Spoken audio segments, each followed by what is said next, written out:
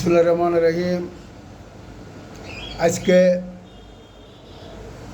New লাইফের all over বাংলাদেশের আম জনতা ও বিদেশি প্রবাস ব্যক্তিবর্গ ও সকল স্তরের আওয়ামী লীগের অঙ্গ সংগঠনকে জননেত্রী শেখ হাসিনার উত্তরসূরি আপনাদেরকে সবাইকে আমার অন্তরস্থল থেকে মুসলিম জাতিকে মাই সালাম। আর অন্য ধর্ম ও হিন্দু, খ্রিস্টান, বৌদ্ধ ইত্যাদি যে সমস্ত জাতি রয়েছেন তাদেরকে আমার আদাব। সেই সঙ্গে আমি আপনাদের সামনে একটি কথা বলতে চাই। বঙ্গবন্ধু এই বাংলার জমিনে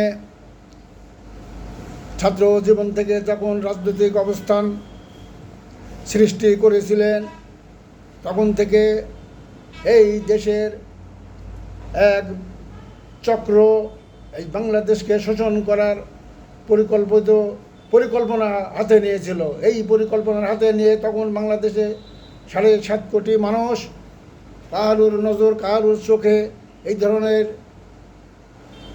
ইতিহাস পড়ে নেয়। বঙ্গবন্ধু শেখ মুজিবুর রহমান সাহেব এটাকে বলিদ্ধ করে এই বাংলার জমিনকে রক্ষার্থে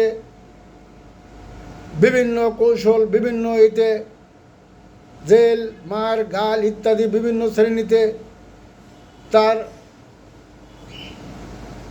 বিভিন্ন সময় লাঞ্ছিত হইতে হয়েছে। এই লাঞ্ছিত হবার পরিপ্রেক্ষিতে যখন ব্রিটিশ সরকার এই দেশের পূর্ব বাংলা হিসাবে ঘোষণা দিলেন, তখন এই বাংলার জমিনে রবীন্দ্রনাথ ঠাকুর কবি সাহেব বলেছিল, বাংলা যেমন করেছ কিন্তু বাঙালি তো হইতে পারো নাই। এই 7.5 কোটি মানুষ এই বাংলার জমিনে বসবাস করেন। এই কবিতা পড়ে কেউ তার কোনো বিকল্প ব্যবস্থা নাই। একমাত্র বঙ্গবন্ধু শেখ মুজিবুর রহমান জননেতা এটাকে মাথায় নিয়েছিলেন। তার উপরে 71-এর পরে সে জার্মান, ব্রিটেন থেকে ভারত থেকে ঢাকা রেডক্রস ময়দানে এসে ভাষণে বলেছিল, এই বাংলার কবি রবীন্দ্রনাথ ঠাকুর সাহেব, আপনি কোথায় আছেন? আপনি রচনা ঘুরে নেন। আমি বাংলার মানুষকে বাঙালি করিতে পেরেছি। তাই আমি বলতে চাই, এদেশের বিজ্ঞ ব্যক্তিবর্গ, বিভিন্ন শ্রেণীভেদ, সম্মানীয় রাজনৈতিকবিদ, তারাও ভালো বলতে পারবেন। আমার হয়তো ভুল হতে পারে, ভুল দুটি ক্ষমা মার্জনীয়।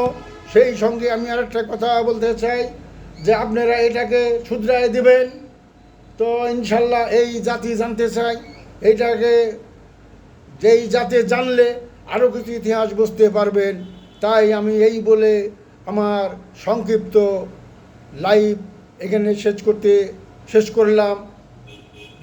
জয় বাংলা, জয় বঙ্গবন্ধু, জয় হোক এদেশের মেহনতি মানুষ, জয় হোক সাধারণত কর্মস্থলের মানুষ, জয় হোক এদেশের বিভিন্ন শ্রেণীর ভেদের পেশাজীবী সকল শ্রেণীর মানুষ। আসসালামু আলাইকুম।